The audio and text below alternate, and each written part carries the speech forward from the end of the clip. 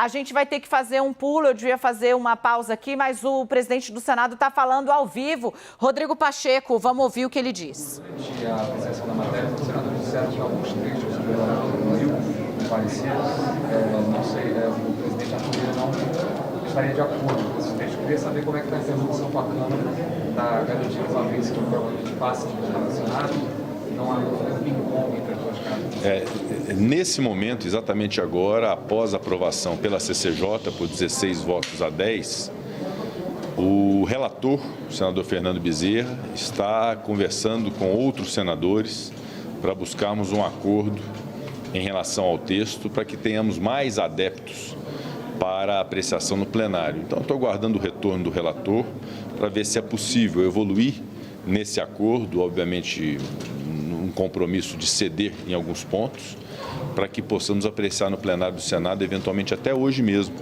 mas aguardo a posição do relator em relação a esse ajuste buscado junto aos demais senadores. Seria o primeiro item ou só seria aberta a sessão?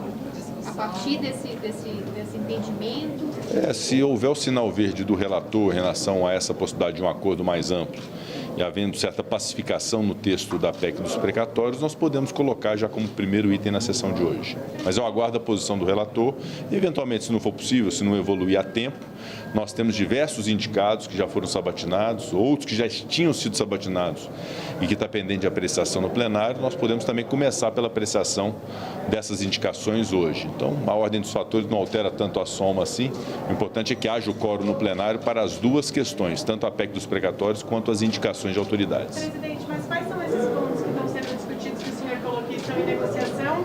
E também eu queria saber essa questão em relação ao Lira, se existe essa interlocução de fato para negociar também na Câmara depois de ser aprovado aqui. Existe, eu sei que o relator conversou agora há pouco com o presidente Arthur Lira em relação a esse tema. O presidente Arthur Lira sabe que o Senado tem o seu tempo, tem suas posições, nós estamos amadurecendo isso, então vamos aguardar o relator nessas negociações que ele está fazendo agora à tarde, após a apreciação da CCJ, para que o assunto chegue ao plenário do Senado já devidamente acordado. Talvez não plenamente acordado, mas com as arestas principais já dirimidas, e aí a gente tem condição de votar a PEC dos precatórios, que não é só importante para o governo, é importante para o Brasil, porque é importante dar solução aos precatórios, ao mesmo tempo ter o espaço fiscal para o programa social. Esse Auxílio Brasil é muito importante para as pessoas carentes e o Senado tem pleno compromisso com a solução desse problema, e isso se dá através da aprovação da PEC dos precatórios.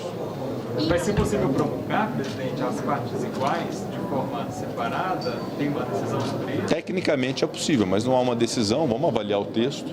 Aquilo que for convergente de Senado e de Câmara, obviamente que pode ser promulgado, mas vamos avaliar, porque pode ser possível que a Câmara também vote mais rapidamente lá e possamos promulgar essa proposta de emenda à Constituição para que ela se torne uma emenda constitucional e, com isso, se dê a solução nos precatórios e o espaço fiscal para o Auxílio Brasil. Presidente, você colocou a importância de ter um programa social para a família, respeitar o teto de gastos. Essa última proposta do relator...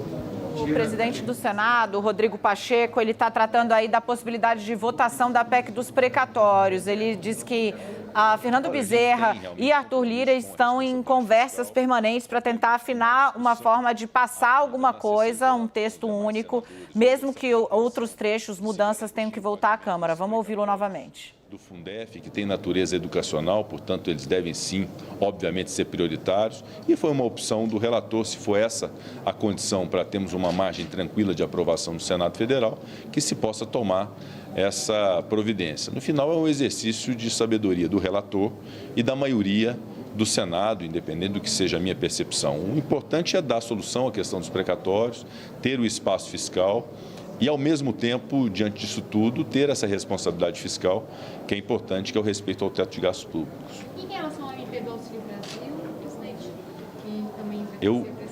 A MP eu designei agora há pouco o senador Roberto Rocha, do Estado do Maranhão, ficará responsável pelo trabalho na medida provisória que trata do Auxílio Brasil. Nós temos um prazo curto para poder apreciar, mas também temos o senso de urgência nessa medida provisória. e o senador Roberto Rocha já agora vai se dedicar à elaboração do seu texto e dar a posição e a contribuição do Senado em relação à MP. Certamente será apreciada a tempo de se aprovar a medida provisória do Auxílio Brasil, vamos dar solução à PEC dos precatórios.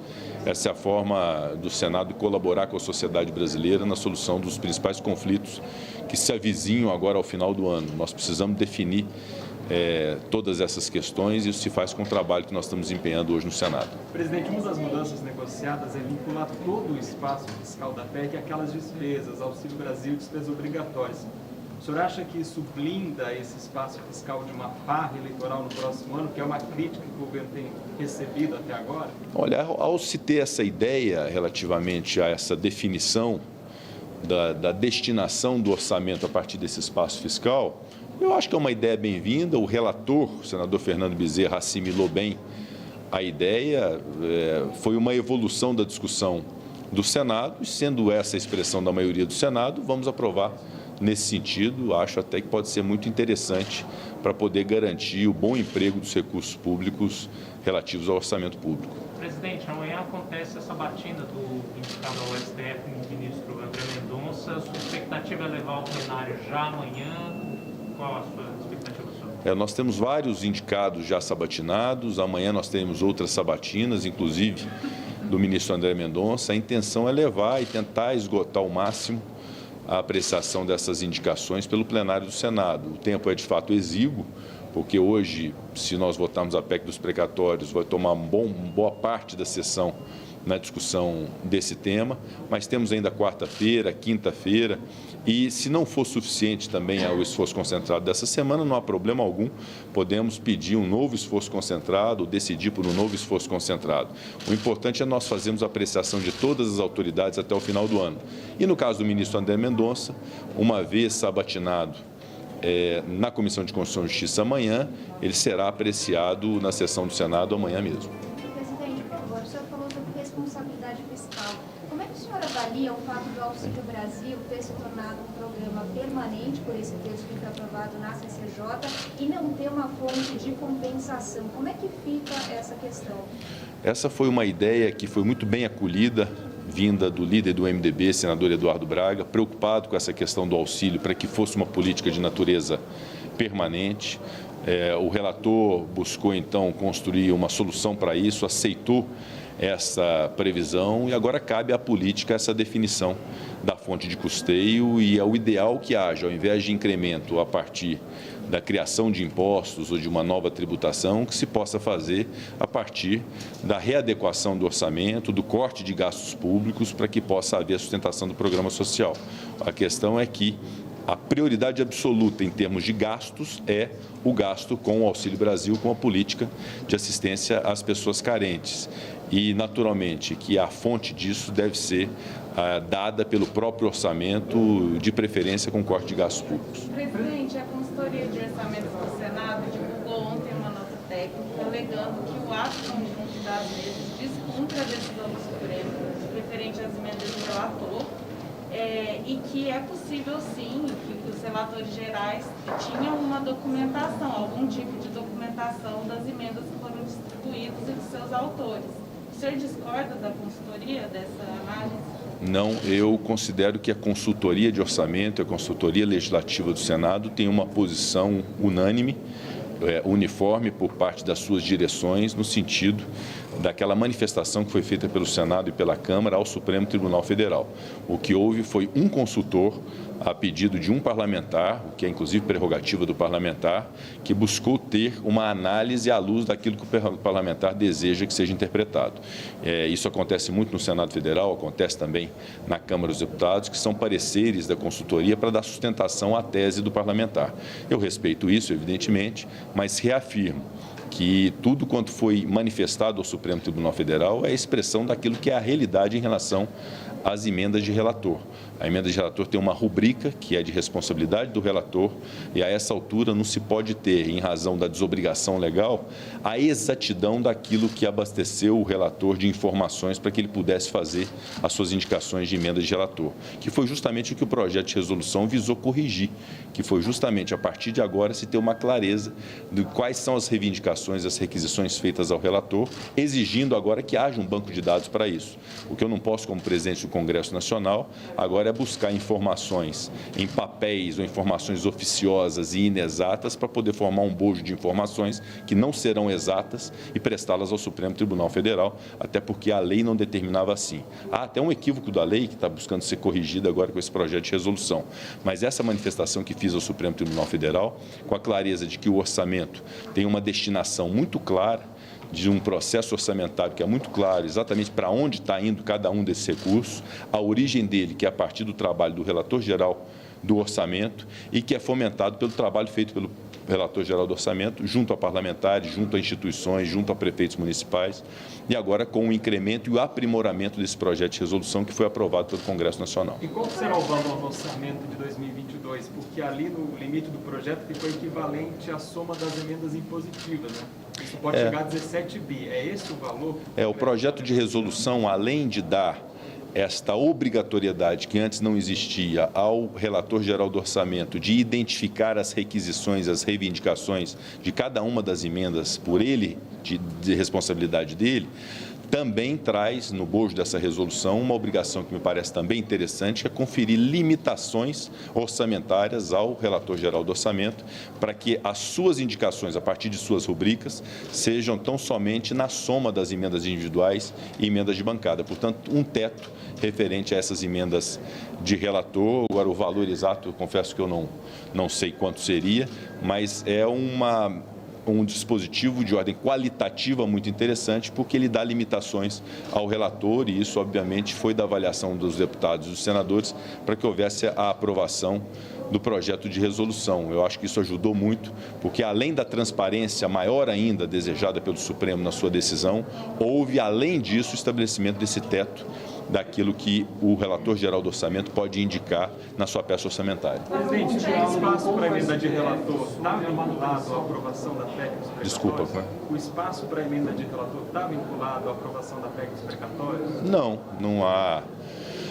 Não há essa vinculação. A PEC dos precatórios confere uma solução ao problema dos precatórios, que é um direito de quem é credor e uma obrigação de quem paga, no caso a União, obedecendo que é a imposição do Supremo Tribunal Federal dos 89 bilhões, ao mesmo tempo estabelecendo negócios jurídicos possíveis para poder zerar os precatórios, dando o espaço necessário para poder haver, inclusive, especialmente, o programa social. É esse o objetivo. As emendas de relator, ela tem sua natureza, agora com esse aprimoramento do projeto de resolução. Eu espero muito que esse orçamento possa ser destravado, que possa haver a sua execução e ser aferido para e passo cada um desses encaminhamentos, cada uma dessas emendas, com a clareza que todos nós queremos. O que definitivamente não dá é para criarmos informações a essa altura, buscarmos informações a essa altura que não terão caráter oficial, que não terão caráter de exatidão, porque a lei, antes, bem ou mal, a lei não exigia, por parte do relator, a coleta e um banco de dados específicos em relação a isso. É um trabalho do relator que se presume de boa-fé e que deve se confiar para que possa haver a execução desse orçamento para beneficiar milhares de pessoas. São contratos de pavimentação, são contratos de obra, muitos recursos da saúde, ouso dizer até que os recursos mais substanciais de saúde, para cirurgia eletiva, para medicamentos, para atenção de média e alta complexidade, Brasil todo está nas emendas de relator, estão nas emendas de relator, então é muito importante nós buscarmos um consenso que possa dar solução a isso. E a minha condição nisso é como presidente do Congresso Nacional. Eu sou presidente do Congresso, há um impasse havido entre o Congresso e o Poder Judiciário, eu estou buscando solução. Não estou defendendo orçamento secreto, nem coisa que o valha. Aliás, eu assumi essa condição justamente para poder dar uma equação que seja uma equação melhor para os brasileiros, porque querem ver o orçamento aplicado nos diversos municípios do país. Essa é a razão de ser da minha atuação nesse assunto. Mas, presidente, o projeto diz que os autores reais, digamos assim, das emendas poderão ser sociedade civil e prefeitos. E aí o parlamentar não ficaria ainda blindado, se ele indicasse para um prefeito ou para uma entidade, por exemplo? A partir do momento que nas emendas parlamentares você tem, o ordenamento jurídico permite a emenda de relator, a emenda individual de cada parlamentar, a emenda de bancada, a emenda de comissões, é natural que cada uma dessas instâncias assuma a responsabilidade por aquilo que indica.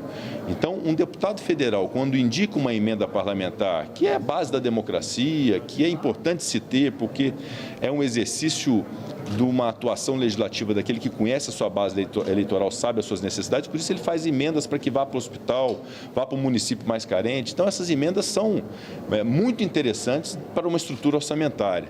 Nunca se questionou quando um deputado indica uma emenda para o município A e não para o município B, porque ele fez isso. Ele tem critérios discricionários de natureza política, do conhecimento que ele tem. Isso se aplica também ao relator. O que o projeto de resolução faz é que o relator, considerando que ele tem uma responsabilidade sobre todo o orçamento do Brasil, ele possa discriminar as requisições que lhe foram feitas. E aí é possível se identificar para onde está indo esse recurso, é para o hospital específico no município tal. É possível, então, identificar se aquela execução orçamentária está sendo bem feita. Isso já é possível hoje. O que nós vamos identificar agora é o hospital é que requereu aquele recurso, ou foi um parlamentar, ou foi um prefeito municipal, ou foi uma associação. Então, essa clareza que, de fato, se busca com a resolução, na linha do que foi a decisão do Supremo Tribunal Federal, lembrando que em qualquer situação que seja a atual, seja a passada, seja essa futura com a proposta de resolução, há uma clareza. Todo recurso, ele tem um endereço certo e apurado. É perfeitamente possível identificar para onde está indo cada centavo do recurso público a partir de emendas de qualquer natureza. Essa é uma desinformação que eu vi sendo passada em alguns momentos, dizendo que era um recurso que não se sabia para onde ia. Não, não tem isso. O recurso ele vai especificamente para cada ente federado, município, Distrito Federal, estados, vai para fundações filantrópicas, para santas casas, então ele é apurado. E o que nós estamos incrementando através dessa resolução é a possibilidade do relator, então, indicar a origem da sua informação e da sua responsabilidade de inserir aquela emenda no seu relatório geral de orçamento. É esse o objetivo do projeto de resolução.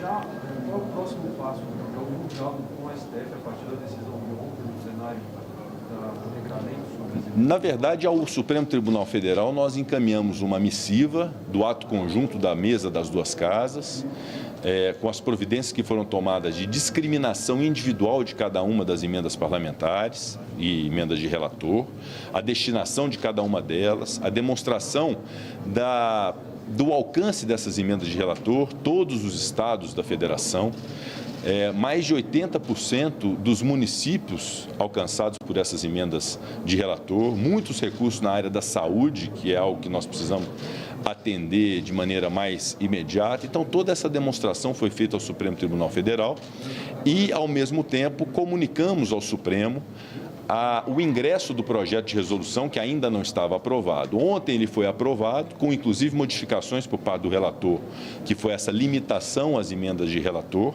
o relator do projeto de resolução, mudando a emenda de relator, tendo então um limite, e agora nós comunicaremos o Supremo da aprovação, em que temos foi a aprovação dessa resolução, para que o Supremo possa então tomar a sua decisão, à luz de tudo quanto foi possível nós apresentarmos ao Supremo de absoluta boa-fé, para demonstrar a necessidade de se executar o orçamento da União no Brasil, desses recursos que, repito, é perfeitamente possível se identificar cada centavo para onde está indo. É esse nosso intuito de buscar esse consenso, resolver esse impasse e destravar o orçamento público. Oi? Não há data para comunicação, mas vai ser breve. Eu creio que até amanhã nós possamos fazer essa comunicação ao Supremo Tribunal Federal, em adendo àquilo que já foi feito, do trabalho que eu apresentei, inclusive, pessoalmente apresentei à ministra relatora Rosa Weber, apresentei também ao ministro Luiz Fux, expus a ele todas as circunstâncias relativamente a essa questão do orçamento, e o Supremo, portanto, cabe decidir essa questão do orçamento público. O importante é nós mantermos a boa relação, há harmonia, não há dúvida alguma de respeito mútuo entre as duas casas, e é muito importante que o Supremo tenha uma compreensão plena do que é a realidade dessa questão do orçamento, e a má-fé não pode ser presumida. O que se tem que presumir é a boa-fé, e eu posso afirmar que há boa-fé do Congresso Nacional na condução desse assunto junto ao Supremo Tribunal Federal. Presidente, só para esclarecer sobre a PEC dos precatórios, o calendário, a ideia é votar em 2 turnos hoje logo e amanhã promulgar ou enviar para a Câmara de volta, é isso? Não se pode promulgar. Se houver modificações do que foi feito da Câmara, tem que voltar para a Câmara dos Deputados. A intenção é, eu aguardo o relator, o senador Fernando Bezerra, me posicionar em relação ao acordo mais amplo. Pode ser que algum senador peça mais tempo para poder fazer a avaliação, aí não seria hoje. Se houver uma sinalização positiva do relator, o senador Fernando Bezerra, nós podemos colocar já na pauta de hoje do Senado e aprovarmos essa PEC, que eu reputo uma vez mais, é muito importante que seja aprovada, porque é a solução dos precatórios e é o espaço fiscal para o Programa Social do Auxílio Brasil. Presidente, mas ele aprova em 2 turnos hoje? Se houver anuência da quebra de interstício, poderia ser apreciado em 2 turnos, mas é algo que eu não quero cravar nem afirmar categoricamente, porque depende da dinâmica do plenário, como depende também da dinâmica das soluções e dos acordos que estão se buscando fazer para poder, inclusive, pautar na data de hoje. Tá? Obrigado.